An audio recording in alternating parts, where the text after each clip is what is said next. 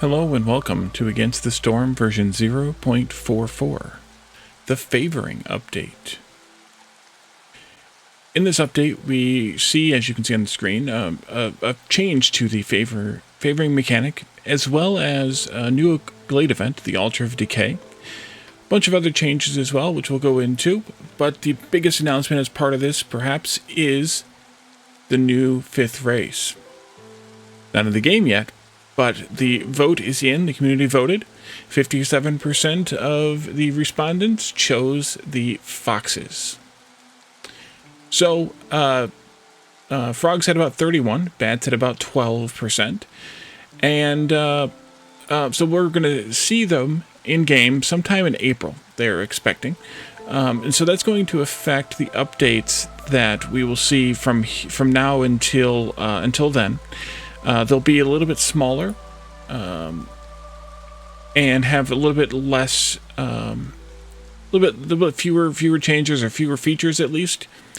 But they will also include with those updates some information about the new race as it is decided upon. So they'll include concept art or eventually probably actual art of the race in game.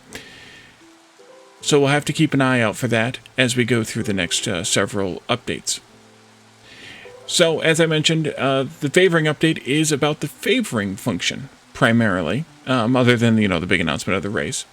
And so far, the favoring function, which is the button you press to make one race gain 5 resolve, while penalizing the other 2 with 5 resolve, minus 5 resolve. That mechanic has existed in the game since basically the very beginning. And it was introduced as a way to overcome certain aspects of the game balance that really weren't worked out yet. But with those aspects of the game being improved over time, the favoring became more and more of a cheat. And I'll freely admit that I used it to sort of cheat a few times, in some ways at least, depending on how you look at it. And they've changed it now. So the key way to change it, or the key change to it now is when you activate it, rather when you deactivate it on a certain race, you have a 60-second timer where you cannot favor another race after turning it off. So no more of the juggling of the mechanic to favor one race, then favor another, then favor the one again, then favor another one again, or turning one on and off for that matter. You have to wait for 60 seconds. The next aspect of it is rather they had another option, and that was to change how resolve fell and rose for all races.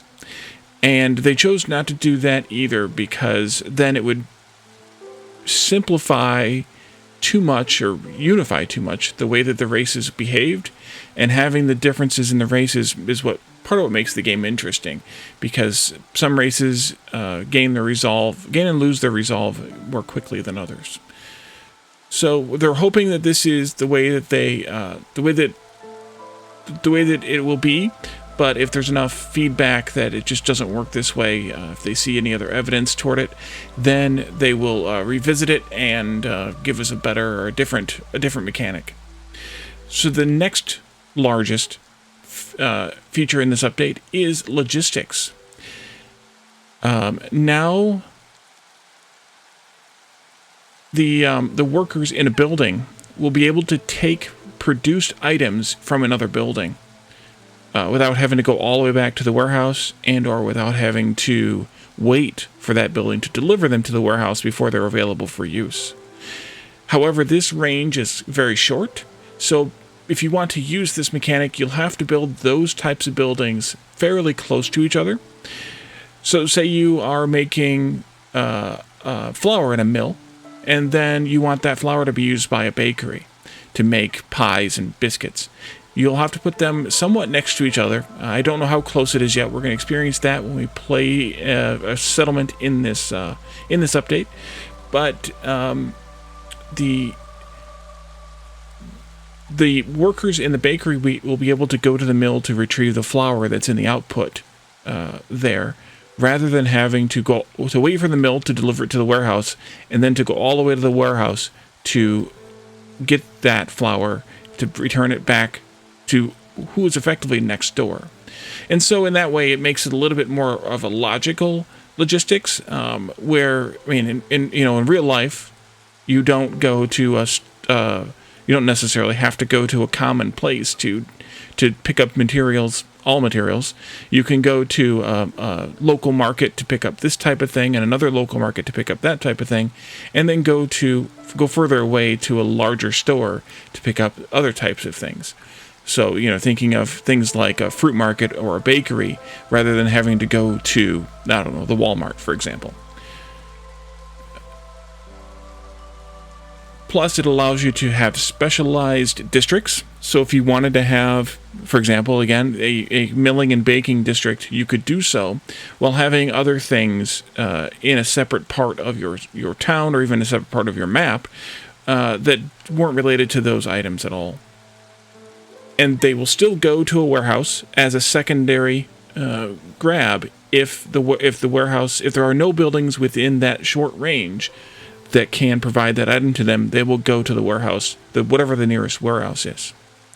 To help you in understanding how this works, there is a UI and UX element to it that shows little dotted connecting lines between buildings as you have selected them and or as you're building them, where you will be able to see which buildings that a building can collect its materials from, and it will always show a link to the nearest warehouse. The next biggest change is this one. This is the new Altar of Decay event. It is while not detailed of how the event works, it is able to be converted into a decoration in your towns. There are a bunch of new cornerstones, a bunch of changed and removed cornerstones, and a bunch of UX improvements to the hub system. Those are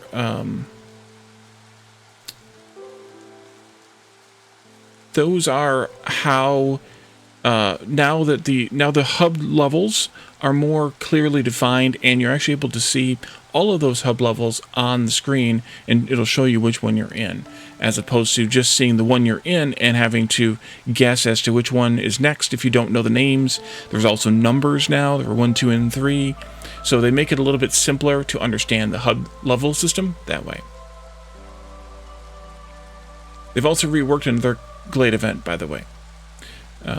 The Noxious Machinery has a little bit different effect now. As I mentioned, there are new cornerstones, and there are a bunch of cornerstones that were rebalanced, and 5 that were removed. 4 of them removed completely. 1 of them was removed from being awarded during the annual cornerstone in your town, and it's only available now from an order reward or from a trader purchase.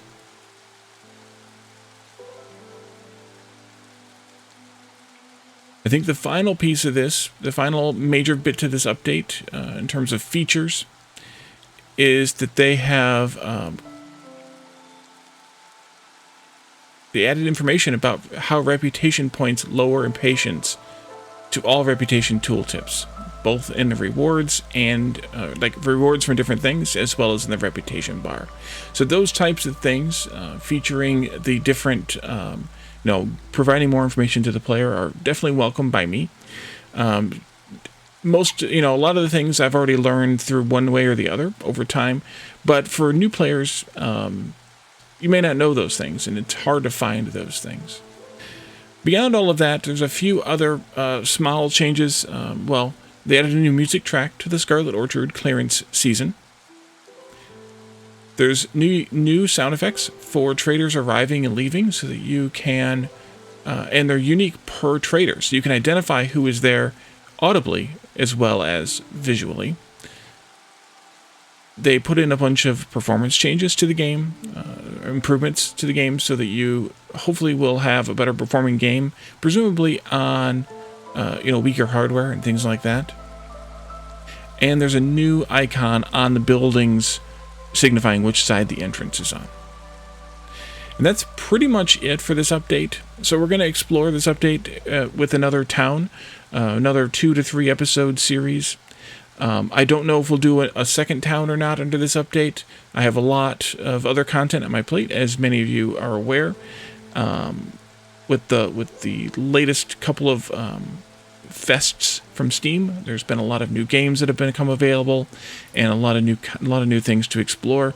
And I'd like to try and keep some variety to my channel, to not be specialized in one specific game. So if you'd like to catch that series, it should be starting tomorrow. Let's see, Saturday. No, yes, Saturday. As you no, wait a minute.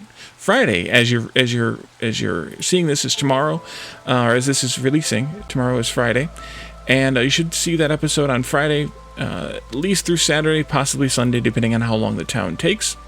And then be sure to check out the other additional content on my channel, and also check out the patch notes on Steam or on EremiteGames.com for this version 0.44, the favoring update, to see if there's anything else in the updates that interests you that I may have missed.